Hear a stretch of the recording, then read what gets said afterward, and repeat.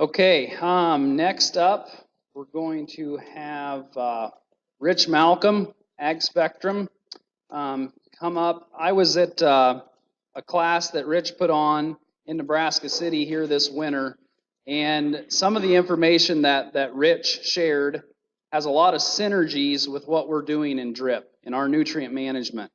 And so I asked Rich to come and share some of the information that they have involving nitrogen, potassium in particular, and some data that they have in their program. And so I think it'll be worth your time. So I'll turn it over to Rich.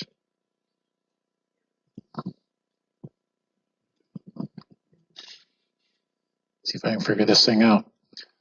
Thank you for inviting me here, Kurt, to talk a little bit about nutrient availability and air and water management, and how we feel that that's a big part of some of the yield robbing that's going on out there that I think Tim and Kurt and Steve have been talking about out here. We've got a system that's been in place, the Maximum Farming System since 1984, and they started this back in 1984, working on air and water management, nitrogen availability, potassium availability, phosphorus availability, and what the plant needs when it needs it during the year. So that's a little bit of what we're going to talk about today. What Kurt asked me to go through was air and water management, the nitrogen forms, and how potassium works with the nitrogen as we go through the year. I'll give you a little background on myself real quick. I live in Shaler, Iowa. I don't know if anybody knows where that's at. At one time, we were the popcorn capital of the world. We had 3 popcorn plants in a little town of 700 people. We're down to 1. All we do now is a storage facility for Jolly Time popcorn out of Sioux City. So the popcorn that you're eating in the microwave bags is stored in my little town of Shaler, Iowa. So that's where most of that is stored at for now. What I'm going to ask you to do is think a little differently today. So we're going to talk differently about get it to work.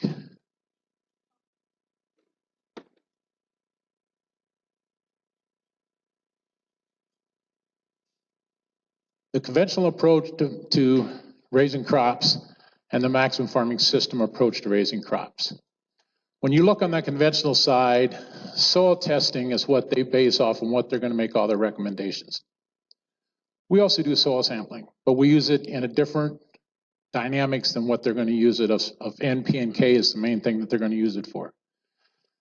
What I tell guys on the soil sampling side is we look at the pHs to the right, C's, C's, and base saturations, and that's where we make most of our things that I'm going to talk about today come from that side. Yield is directly related to the amount of fertilizer applied. What I worked in the industry for 7 years, commercial industry. What I call the moron effect. If a little bit's good, more is better. Some of the agronomists that are out there that I've worked with in the past, they get a little frustrated with me and say, "Are you calling me a moron?" I said, "No, I'm just saying what you guys are asking farmers to do. If a little is good, put more out there." I think we'll all see that moron doesn't always work. And the first thing you come back to is that number 5 or 6 down there where it says, efficiency has cut my costs. How much of that this year on the conventional side when you walked into your banker and the banker said, you need to cut costs this year if you're going to farm?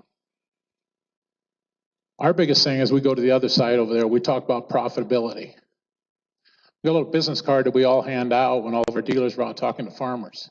What we talk about is efficiency, consistency of yield through the field is going to make you more profitable at the end.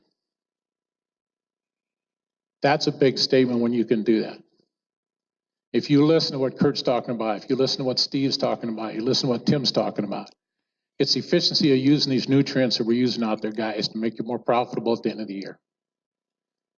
It's not cutting costs. It's not putting more on. It's using your inputs you're using out there, using more efficient. If you go back to, and I heard Steve say it this morning, fertility is ability of a soil to yield. That's what fertility is.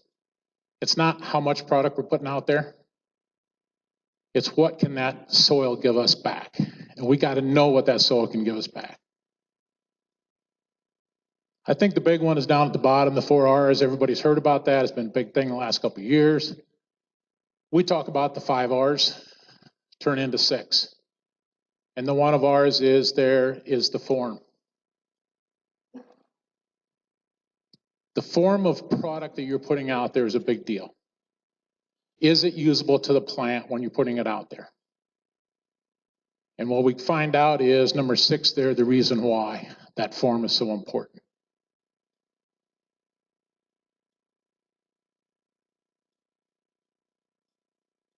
Which one? First one.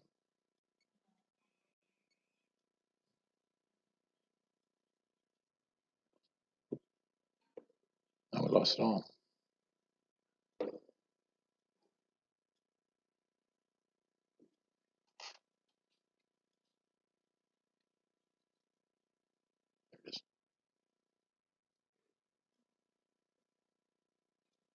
What drives yield? Air and water management is your number one thing that's going to drive your yield in your soil.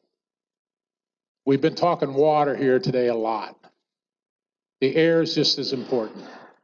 We got to get that water in the soil, got to keep the soil damp, but we also got to be able to move the air through that soil. What's all part of air and water management? Number one thing is tiling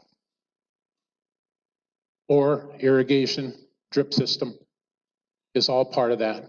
But if you can't get the water away with the first one up there, with tiling, if you can't get that water out of there, you can't keep oxygen in the soil, your roots are not going to go anywhere. They're not going to grow. Calcium mag ratio.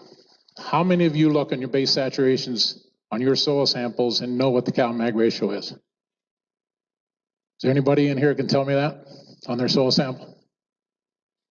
That's a big deal. And you ask why it's a big deal, because when we go out there and look at the cal mag ratio, it's how much, if you've got too much magnesium in your soils, you're going to end up having that problem right there. And when you have that problem right there, are you going to gain any yield at the end of the year? We see guys in Northwest Iowa. Now, maybe where some of you guys are from, that's not a big deal. We go up in Northwest Iowa, we've seen some magnesiums up in the 30%, cal percent down to 50. It should be 80, somewhere between 75 and 80 on the calcium. It needs to be between 12 and 15 on the magnesium. Now, when you're doing 30%, the guys one always got flat corn every year. His roots go down about 5 inches and they just flatten out. And you're done. You can't move the water in. You can't let the air come out of that soil. How does that relate to what you're doing with this drip system? If we've got a compaction layer out there, because of that cal mag ratio, you can water that soil from the bottom, but it's going to take forever to get it up to them roots where they're supposed to be, because of that compaction layer. Go back to your soil samples and see what these say. See where your cal mag ratio is at. Biological activity. I like this one to be number one.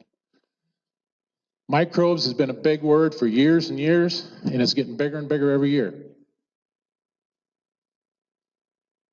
That, I think, is a big part of this, but if you don't have the other ones in front of it working, it's the same thing. They're kind of going in the order how they need to work to make the air and water management work. But biological activity in your soils is a huge deal. Mineralizing nutrients, making them available to your crop. Surface sealing. When I was talking to Kurt about the drip tape, and we got a client that raises 3,000 acres of popcorn. And so we were talking to him about, he runs pivots. And he says, well, I love my pivots because when it's hard out there, I can take my pivot, I can turn it on, and I can moisten my soil so my popcorn will come through the ground. You start applying gypsum based off of where we're at with our cal mag ratios, okay? Base gypsum off of 34 pounds of gypsum gets applied for every inch of rain in your area. If you start doing that, surface sealing goes down tremendously. Because what ends up happening with the gypsum, rainwater's looking for electrolytes. Gypsum's got electrolytes in it. When the rainwater hits it, it adheres itself to it, moves itself through the soils. So you're taking your water down, You're allowing your soils to breathe. You're opening up the pores, allowing the air to come out. It also takes that surface sealing away. Instead of the water running off, closing up your surface, it goes down through, opens it up, allows the air, allows the plants to come up through it. So this is a big deal, this air and water management. It's the one thing that this company started with, and it's not changed their mind and has not changed their ideas on how this works. We look at the guys that have put gypsum on religiously over the years. Surface sealing is not a big deal. Compaction is not a big deal. And they're raising some pretty good crops. So it's something you need to take a hard look at in your areas. There's a field that we've got treated with gypsum on the left, no gypsum on the right. Now, we love to go out and take pictures up in our area. I've been doing it 6 years. I just put my 6th year of gypsum on my farms. I got one of my clients that has just done his 5th year. Oop. That's what we seen last spring. We were driving around taking pictures after 5-inch rain. That's what we seen. The guys that don't do it, the guys that till, even some of the guys that no till had the rain water sitting like that.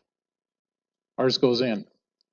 The only water I got coming across my farms on a 5-inch rain is where it comes out of my neighbor's fields, runs down through my fields through the waterway. Can't help that. Can't make my neighbors put on gypsum. I would think they'd want to after their soil's all coming down in my waterways, but I can't get them to do that. But that's a big deal with this air and water management, guys, is getting that soils to breathe. Okay? Soil health. Everybody's talking about soil health again. Okay, everybody wants to go out there and put something out there to make their soils better. If you look at the optimum levels that are up there on that slide, you get your soils into good shape by putting the gypsum on, getting your CalMags ratio there. The one I want you to keep an eye on up here is the potassium. Because as we go later in on the slides, I want you to see that ratio that's up there. See, it's 2 to 5%. So in those base saturations, that's where we want to have that. Because we'll get to a slide back there later and we'll show you why that's so important.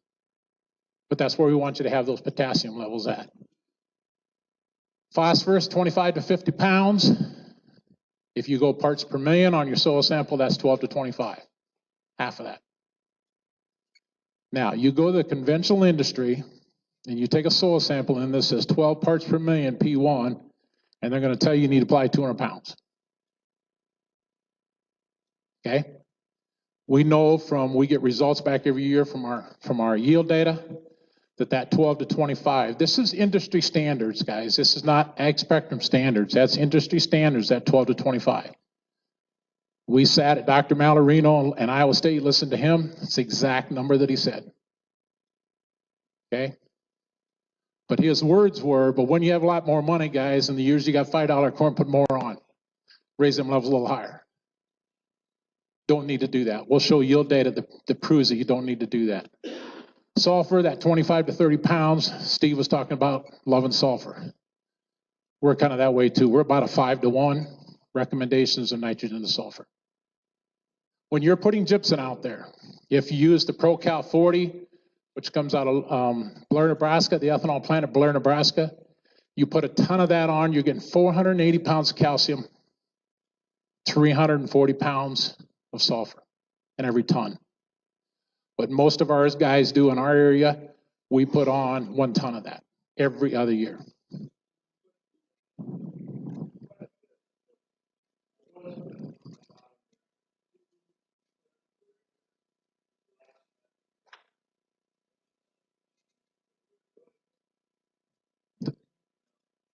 The question is can you overdo the gypsum? He was talking about how much he puts on his bottom ground. 2 ton, and the other ground he's putting a ton on. Now they're going to just putting a ton on. Yeah, you got to watch out where you're doing with that, and it goes back up to that CalMag ratio. If you're getting them mags too low, yes, then we need to kind of watch out what we're doing with that, okay? I run a ton every other year on my soils. The guys that sell me seed corn come out, they love to walk across my fields because it's like walking across a sponge. But now you got to remember that I haven't put any, I haven't put any P and K on my soils commercial P and K. I put some in out there for 23 years. Okay, I've done the biologicals, the biostimulants, all this other stuff that I've done. I've been doing this for 23 years on my own farms.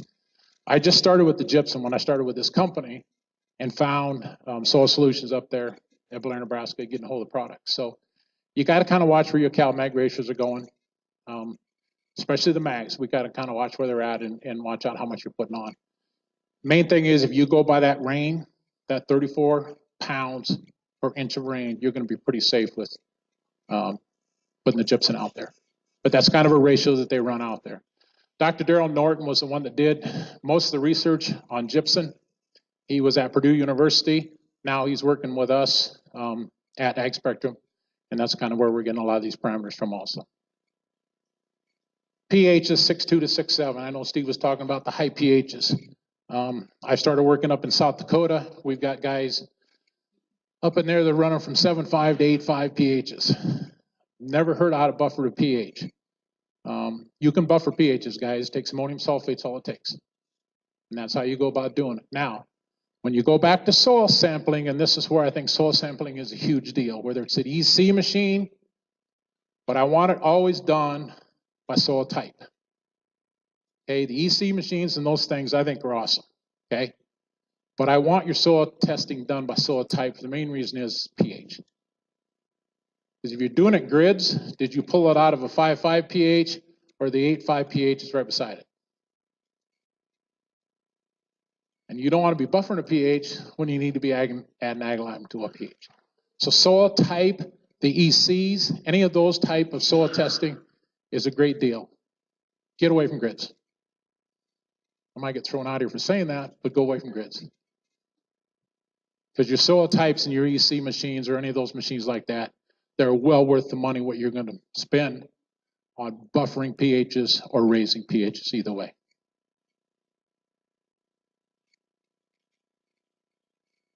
Nitrogen misconceptions. Most people don't care about what form. They just want to do it the easiest possible way, and they want to do it the cheapest possible way. And if they can only do it one time a year, that's better yet.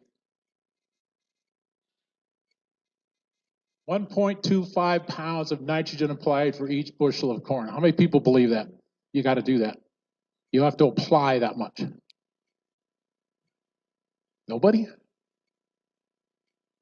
That's the industry, and what the industry tell us out here is that what we need to apply is that 1.25 pounds. Okay. We'll show that can be different. Nitrogen reality, nitrogen form is the key. We need nitrate nitrogen, and we need ammonium nitrogen. That's where that form that we put down there at the bottom comes into with nitrogen. You need 2 forms of nitrogen every year for your plant, for your corn plant. Okay? Timing also is a big deal. The nitrate nitrogen needs to be on from that. At planting time is when we want to have all of our nitrate nitrogen put on with UAN, 32, 28, whichever one, your source, local source, you can get your hands on. You always put some sulfur with that also.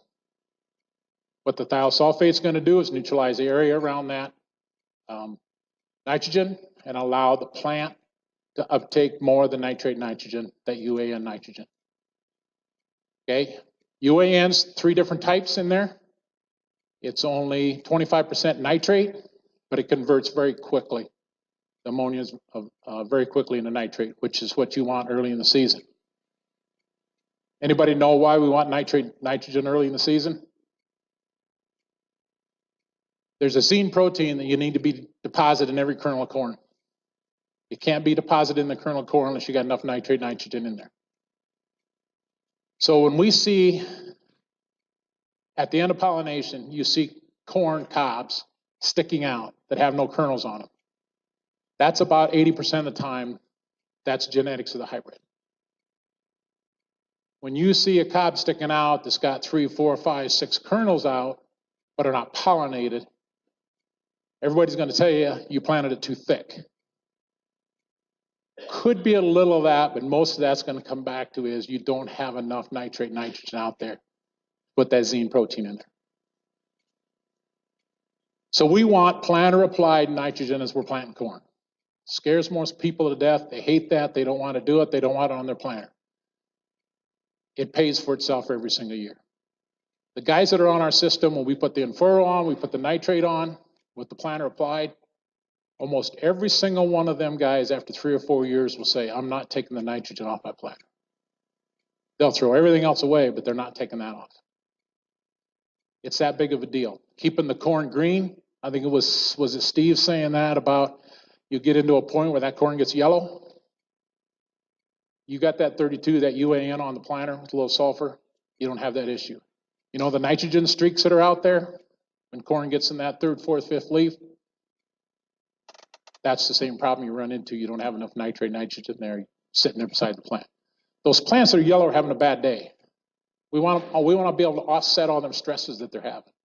We don't want them having a bad day. And that's where putting that nitrogen with it. As you look up there, 80 pounds anhydrous, 80 pounds of UAN, planter applied. 200 pounds over there. Look at the difference in the size of plant mass, leaf mass, the foliage that's in there. Think how much more photosynthesis we're getting out of this one over here with the 80 pounds of UAN than the 200 pounds of straight ammonium. Photosynthesis is what's driving the energy in that plant to build bigger roots. The bigger roots you build, the more nutrient you're going to take up as the year goes along. So getting that nitrate nitrogen on there, that in the efficiency side of it. When we start working with guys, I tell everybody when you split apply, you can do at least 10% to 15% less nitrogen. That's 20 there. That field at 160 pounds averaged 253, I think, over 1,100 acres.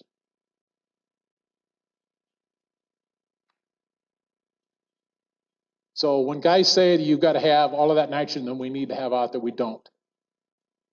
And this is to prove it if you do the right forms at the right time during the year.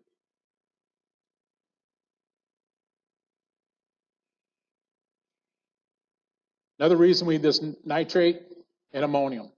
Nitrate early for the cell division, going to cause us to make a bigger plant, bigger mass, more leaf mass. The more leaf mass we make, the more photosynthesis you're going to get, the more sugars you're going to move in that plant, the more roots you're going to build, the bigger you build the roots, the more nutrient uptake you're going to take as the year goes along. You got to do this early in the season, guys. You can't go out when the corn plant's this tall and try and rescue it and build bigger roots. If they're already stunted by then, you're not going to do it. So we need to build it early by that V5, V6. We need to have a huge root mass. That's where the Infero products, micronutrients, biostimulants, and then making sure that we have this nitrate and nitrogen there at that point in time for the plant. We want the ammonium then late in the season for cell elongation, the plant growth.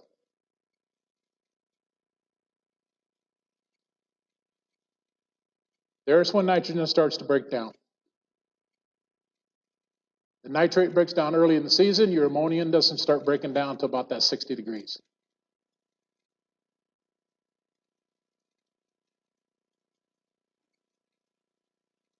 When do hybrids take up N? This is a big deal. This is a huge deal. Type 1, which are determinate hybrids. Okay? They take up most of their nitrogen by tasseling time. So now when we're running a drip system, we've got some planter applied out there. Guess when we need to keep putting some more nitrogen in that drip? We need to have most of that in there by pollination time. We'll see another slide here in a minute that's also going to, when it says down at the bottom, that strong correlation to K. It's going to do the same thing. It wants K at that point in time.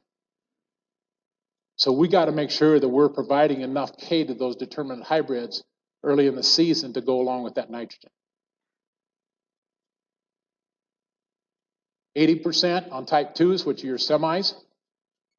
And then we go to those type 3s, which are the flex hybrids. Just the opposite. You want very little of that potassium up front. We work with some large cattle producers And all we have done with them so far in a couple of years we've worked with them is changed hybrids for them. We got some things we've got to change, but the main thing we've done is change the hybrids. They have base Ks of 7, 8, 9, 10%. And all that's happening in those plants is they're sucking up all of that potassium, because potassium to corn plants like sugar to us. We all love it. It's taking up all the potassium, it's plugging up early in the season, plugging up the crown, and they go back out there, and at the end of the year, they can't take up nitrogen, which they need to take up, but they can't take the nitrogen up because the crown's plugged up. And it's kicking brace roots out left and right, trying to get out there to go find some more nutrients because the crown is plugged up. We've changed hybrids with them, raising bushels for them, and also having standing corn. Because nobody likes to combine corn that's laying flat. So it's just changing these little things with hybrid types and nitrogen use. And it also correlates back to that potassium use. CEC and optimum potassium. We send all of our soil samples, all go to Midwest Labs. It's the #1 lab in the world for soil sampling. We go up there so we get a true CEC test. Okay? I run from 25 to 32 CECs on my farms. When I started to work with this company and seeing this slide, it was an aha moment for me to why my highest fertility farm that my father-in-law and his brother-in-law hauled manure on for 100 years in front of me, I could never get it to yield correctly. And why I always showed potassium deficiencies in there. It's where we're going to put the drip tape in. Kurt was up there last week and looked at the field. We run them high CECs. I've got good parts per million, but the problem is that I can't get the percent back out and them real high CECs. If you look at that one there, right out of 9 CEC, okay? Standard industry, you want 150 parts per million. That's 300 pounds K. Okay, it's standard industry. We're only at 125 parts per million. But you remember what I told you about that percent K on that early slide, that 2 to 5%? Where are we at? We're at 3.6. We're right in the middle of optimum, right where we want to be. Do we need to add any more K to that? I don't think so. Not in the soils. Not in the soils. There's one that's almost, well, it's a little over 2.25 times bigger CEC. CEC is your bucket. We got a little bucket. We got a big bucket. CECs are great for water and nitrogen. They're awesome. But for potassium, they're not so great. But look at the parts per million that we got in there. Got over 500 pounds in that soil type. 500 pounds. But we've only got 3%. We actually have less available there than what we do up in that one that's got 9%. Or 9 CEC. With less potassium in there. So this is why CEC, let's go to one more here. There you're talking at about 500, almost 975, 980 pounds, 960 pounds. Okay, 900 pounds. Okay, but look where that CEC is. You go out and put you a flex hybrid into that one, you could run into problems. So that's why this is such a big deal, that slide there, CEC and optimal potassium. There's that bell curve.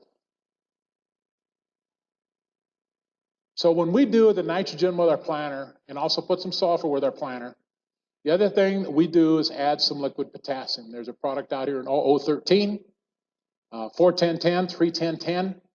We'll put anywhere from 5 to 10 gallons of that depending on where your base Ks are going to show up on your soils. Okay? Because we know, and I heard Steve say it, I heard Tim say it, at V6, we are having trouble with plants looking good. If we're putting nitrogen, some sulfur, and some potassium in there, we're not having that issue. Because when that plant comes off of the seed, goes in this node of roots and starts growing, it's right there. Now we've got the nitrogen, now we got the sulfur, and now we got the potassium right there. So we're artificially giving that plant a little potassium there as we go to get it through. Now we're going into that rapid growth stage. So we need to make sure at that point in time that we are feeding that plant the right nutrients and needs at the right time. What I like about putting the drip tape with this is we can do the planter applied to get the phosphorus, micronutrients, the biostimulant, and get that plant up and growing. We can put the nitrogen, we can put the potassium, we can put the sulfur with it at that and through that 5th, 6th leaf, 7th leaf. Now we can start putting some more through that drip tape. As we're putting a little water in there, we're going to put a little more of this nitrogen with it. So we're applying some nitrogen up front. Now we get to the point where we can keep applying more. Because an issue guys run into, am I going to go out, why drop it on? Am I going to put spring anhydrous? Am I going to go out and put some urea on? We sit here with this drip tape. Now we've got an option of putting it under the ground down there where the roots want it. We're going to keep the roots wet. We're going to keep the soil wet. So we're going to have our biologicals working for us, biostimulants working for us out there, mineralizing nutrients. We've also got the water out there to help us mineralize it and working for us. The 5th, 6th leaf is kind of that point where I would agree with Steve, what he says about this thing just not, we just don't take off from there. And we always show, and I think Tim was showing it too, on all the tissue samples, that's the point where we're probably going this way. Where we put the potassium with the 4-10-10, the 0-13, with our nitrogen and sulfur, we're not seeing that on our tissue samples. They're better than where we don't have the 4-10-10. So potassium at 5th, 6th leaf is a big deal. We've got to get more potassium. That's why we've been putting it in our band with our nitrogen. It's been huge. It's a huge deal. We do a foliar at that time. We were doing, our company's kind of changed a few things here in the last couple of years, and I've kind of forced them to do that, and they've gone along with it. We're doing a foliar at that 5th, 6th leaf. What the foliars are doing is stimulating that root to go out and find more nutrients. So now if I can have water with my drip tape, keeping my soils wet, I can go get more nutrients out of that soil and get it back into that plant. We are putting our micros through the foliars instead of through the drip tape, but I love the drip tape for nitrogen, potassium, and sulfur. And water. The number one issue out there is the water, keeping it all wet. This is kind of a neat, this come from Colin Mulvaney and Ellsworth out of University of Illinois. This is showing soil samples over 86, 87, 88, and 89. The soil sample is on, soil test K is on the left, parts per million.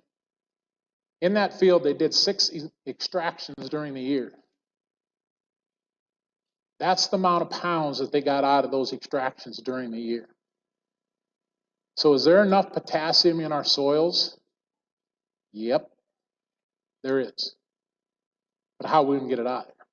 When I run the CECs I'm running at my house, and I don't know what you guys' CECs are in here, I don't know if I can get it out of there all the time. Because if I turn dry for 2 weeks, how am I going to get it back and get it going?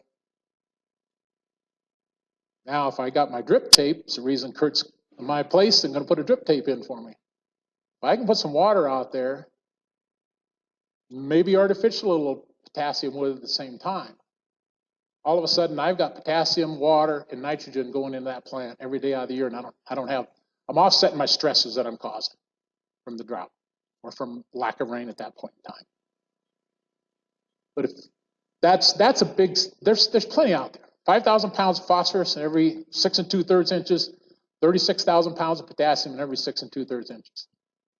Part of the thing with gypsum is, if we're moving the nutrient availability deeper in the soils, because I can't remember whose slide showed it down to, did you show it down to like 12 inches, 14, 16 inches deep, we're getting rooting already for uptake of nutrients? Think how many more pounds of nutrients we have out there, guys, that we can get our plant into with that gypsum helping it move deeper into the soils. We can get down as far as where the water's going to be. You can make the whole 14 inches there soluble nutrients the whole year long with water.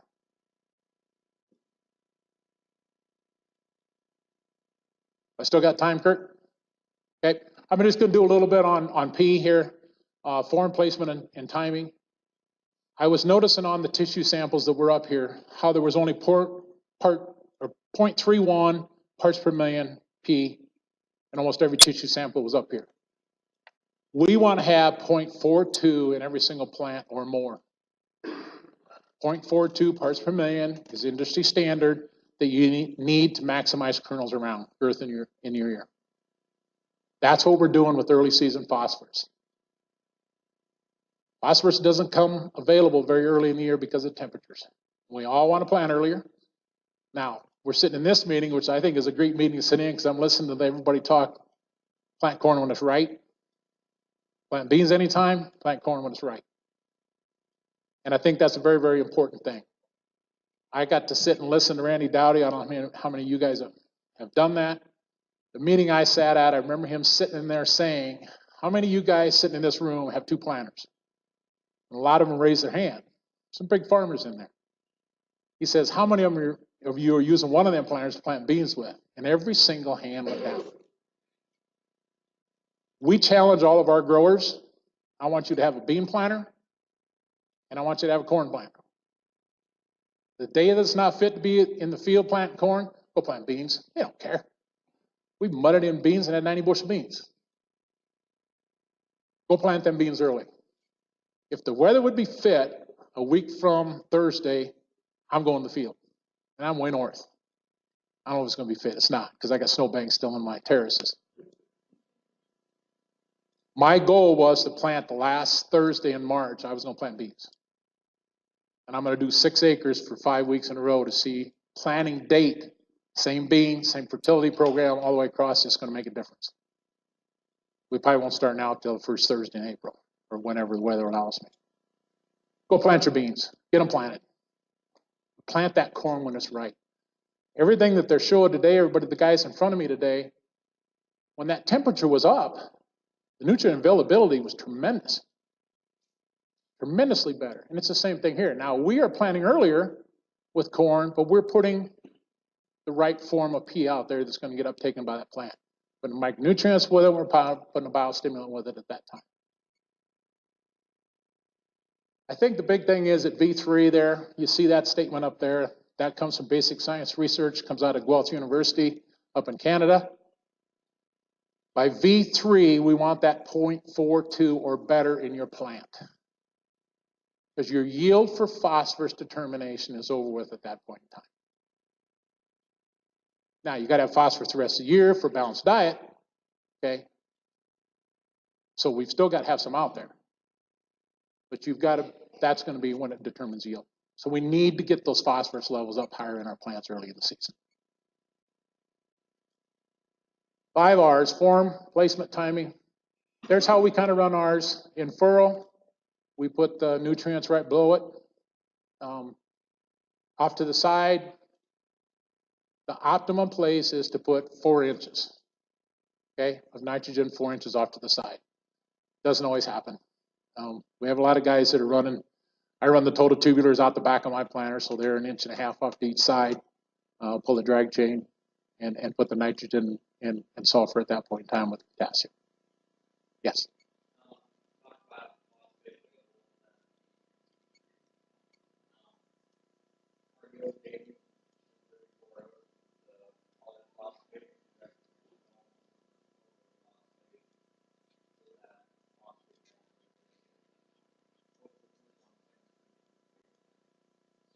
So the question is, when we're putting the phosphorus in furrow, am I all right with using the 1034-0 at that point in time? And you want me to put that in furrow? 2x2.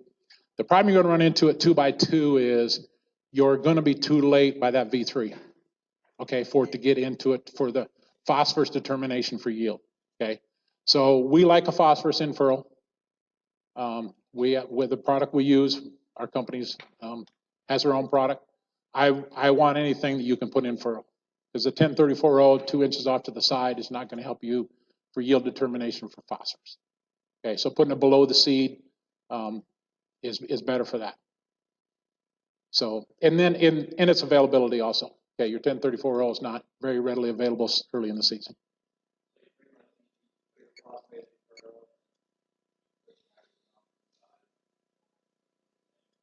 Yeah, so when we set it up, we set up two pumps on the planter, 2 setups on the planter. In furrow, just like that showing there, where we got our Clean Start Kickoff Grozyme in furrow, okay, our products, and then we're putting the nitrogen, sulfur, potassium off the side of the row. Yeah, so you're setting up 2 units on your planter when you're going to go do that. The nitrate, you got to make sure. Now, when I go to rates of nitrogen, the guys will always go, okay, how much do you want me to put out there?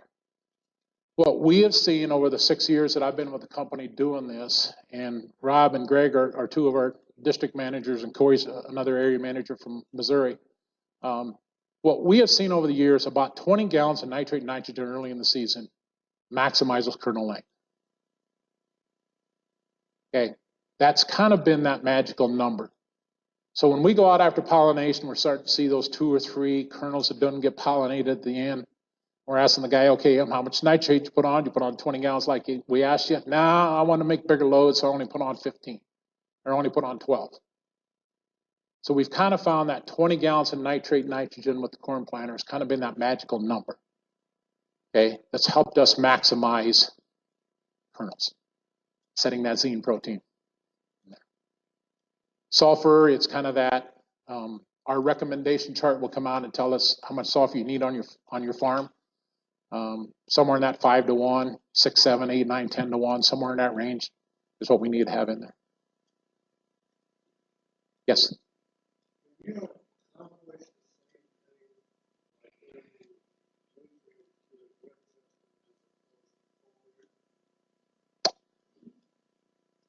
I haven't been around the drip tape enough to, so the question is, can we accomplish the same thing by putting, so you want like the micronutrients and all those things that we're gonna do with foliar, putting those in the drip tape compared to using a foliar like we would recommend.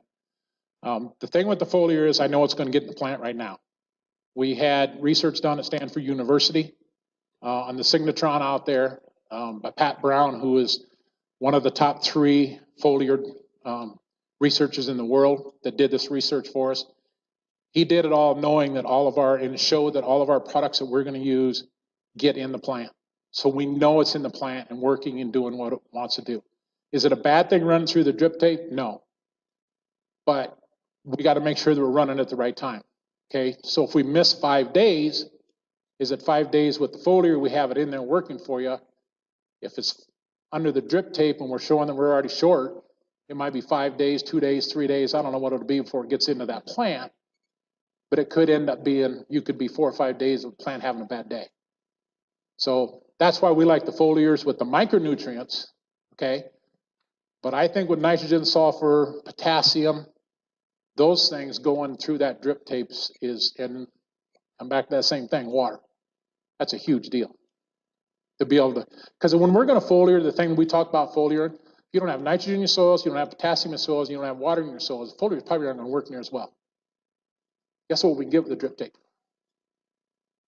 Okay, so if we keep it in that level that they're all talking about keeping it in, that magical level in the water, okay, if we can keep that there and then go out and do a foliar over top of that, we think that's going to push. I'm excited with our system in place to go with what I've learned from Kurt with this drip tape of taking our yields from that 230, 240, 250 to 300 or better. We started a no dent club. Where does corn stop denting at? What yield? Kind of what they say out here, somewhere in that 330 to 350. Okay, so what I've told guys is I said, I want you to go out and spend the money this year on 40 acres or 80 acres of your field. I want you to do the no dent club. And they go like, what are you talking about? I said, I want you to push that crop to 330, 350 bushel. okay? We're going to keep track of the costs. Because if we can push 350 bushel corn, but I make more money at 250 bushel corn, is it worth doing it? We think we can push it to 350 and make way more money. But that's the other thing we got to look at, the economics. I heard Steve say, is it feasible? I don't know. We're going to find out. Because I think every single client that we've got has committed to anywhere from 40 acres to 100 acres of going out and doing that this year. We're going to do the same thing on the beans. We're pushing them all over 100 bushel beans. I'm not going to get my drip tape in. I wish I did have it in this year. We're not going to get it in time to start planting beans, but I think that's going to be a big part of this also. I'll go through biological activity. It's all about the roots, guys. The biological activity in your soils is a big, big deal. You've got to have healthy soils. And to have healthy soils, you've got to have optimum levels in your soils. 200 parts per million P, it's not real healthy soils. They might be really high in potassium, they might be really high in K, but are they really healthy soils? You're tying up something when you go above those optimum. When you start putting too much P out there, too much K out there, too much nitrogen out there, you're tying some other nutrient up. Somebody had that barrel up there, okay? When one nutrient goes real high, one nutrient goes real low. It's the only way it can work. So trying to keep those optimum levels out there is a big, big deal. Water is one of them optimum levels, okay? Foliars, it's just all about stimulating root growth.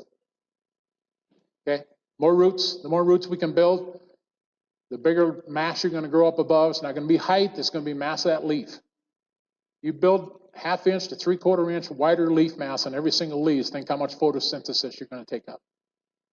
Think how much more roots we'll build, how much more nutrients now we can take up with that.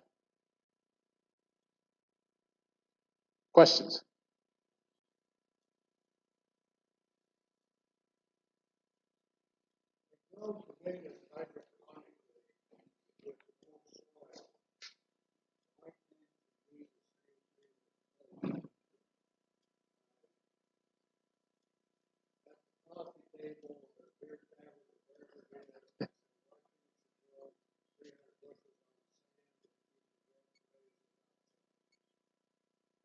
The question is, they grow hydroponic tomatoes without soil.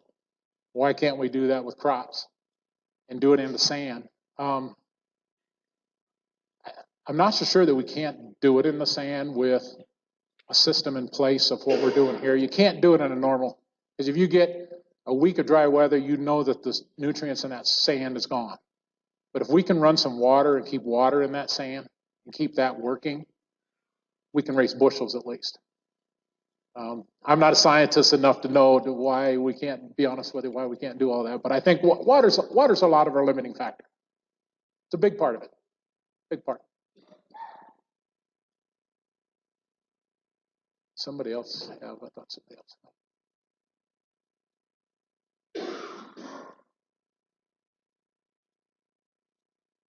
We got time for a few of the long-term success, or we got to get out of here?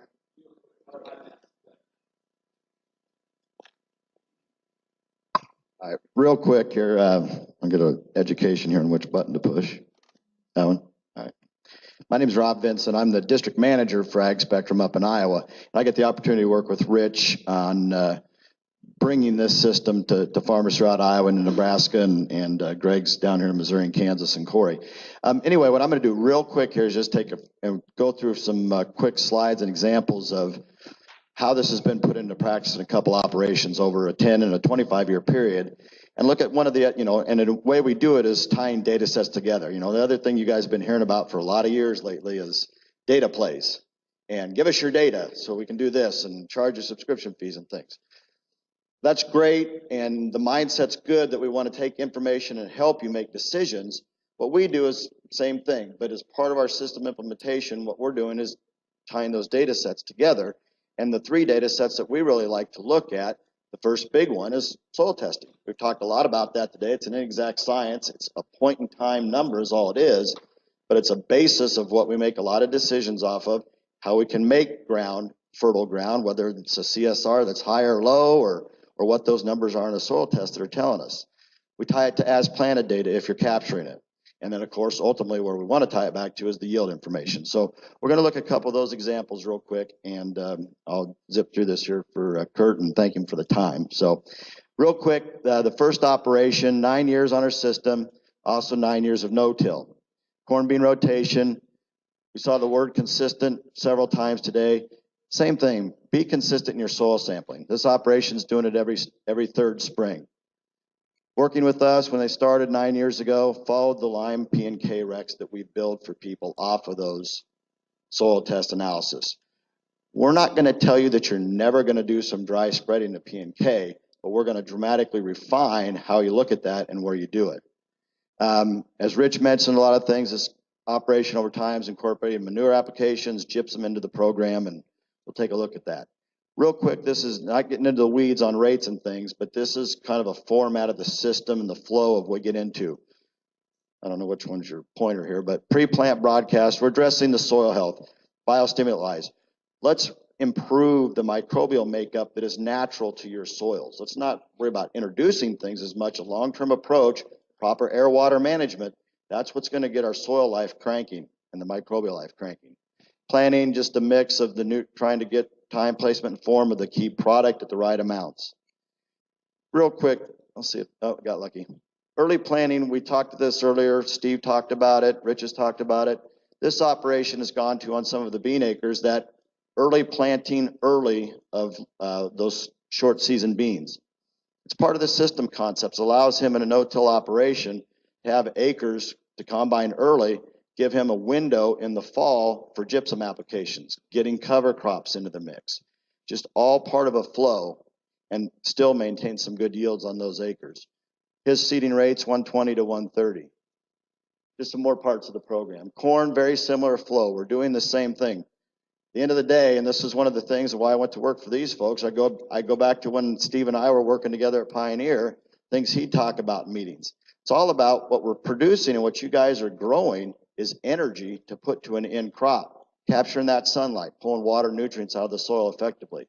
We're doing the same thing, whether it's corn beans in this part of the world or almond trees in California. It's all the same process, form, placement, timing of the right product at the right amounts. Nitrogen, Rich spent a lot of time on.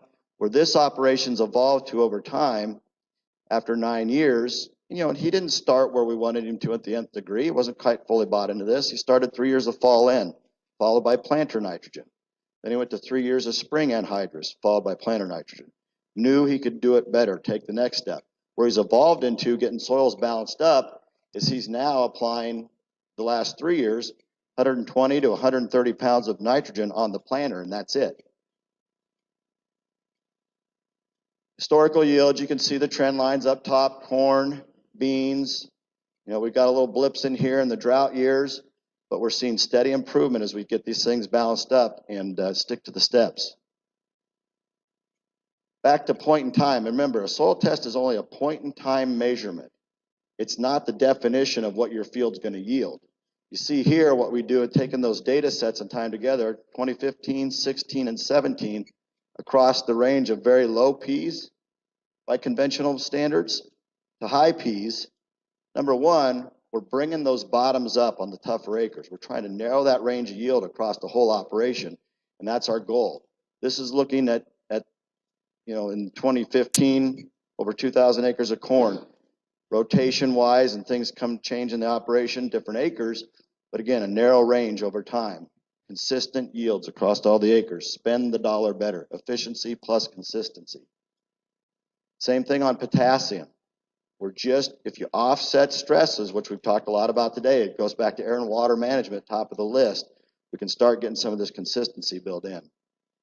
We take those data sets just real quick, tie them together, snapshot in time, good way to refresh what we've done in this field historically.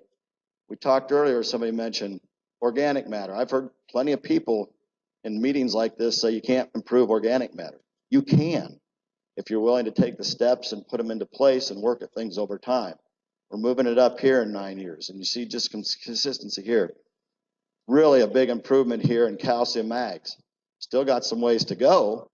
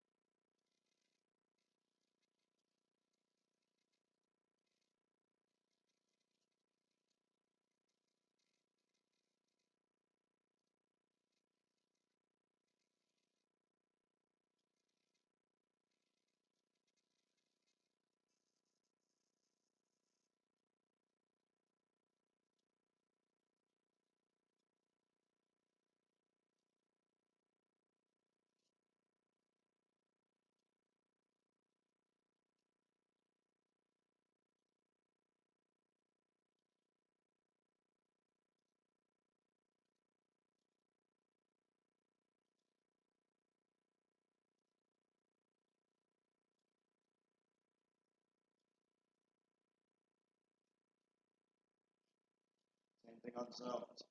Now for the rest of the story, back to air water management, hydrants, how we really address the whole system concept. You see a nice yield down here, everybody can make a yield. We got some areas showing up. A little tough to see that down here was the low area yield lines at 239 on the bottom of the zone, up here was the 324. Well, that's a pretty easy way to see that something's going on there. Go up real quick. Two things. That's another hybrid, obviously planted, versus this one in a block. This whole program was the 80 pounds of spring anhydrous followed by 80 pounds on the planter, 2 shots of foliar on this field. Over here, this is an area that I said, well, what's going on there? Why'd that fall off down to 240? Well, that's the area we've needed to tile for the last 20 years and just haven't done it yet. Air water management. It's always a low area in the field that you can't see on the yield map, but it's part of that process where it's your field. You know the things you fight and manage, and where you work with your advisor to decide what you're going to live with and what you're not. So that's what we got. Thank you. Hopefully that wasn't too quick, but if you got any questions, we can talk afterwards. I just want to reaffirm one thing that Steve said to start this whole day off with, okay? Uniformity is king. I challenge every one of you sitting in this room that own a corn planter or own a bean planter to go out and put Delta Force or whatever other company you want to work with. Ag Leader, Dawn, whichever one it is. It takes about 450 acres to pay for it. I farm 450 acres. I did it 3 years ago on my planter. I've had a drone fly it the last 2 years. I'm at 99.7% even stand on my fields, in my corn fields. Now the guy who's going to plant my corn this year has got the seed firmers on. He's also going to have them on for me too. But I challenge you to go out and do that. I know it's a lot of money. Believe me, it's a lot of money. But it's what Steve said. If you don't start the day off right, you can't end the day correctly either. So it needs to be, that is a big deal. Thank you.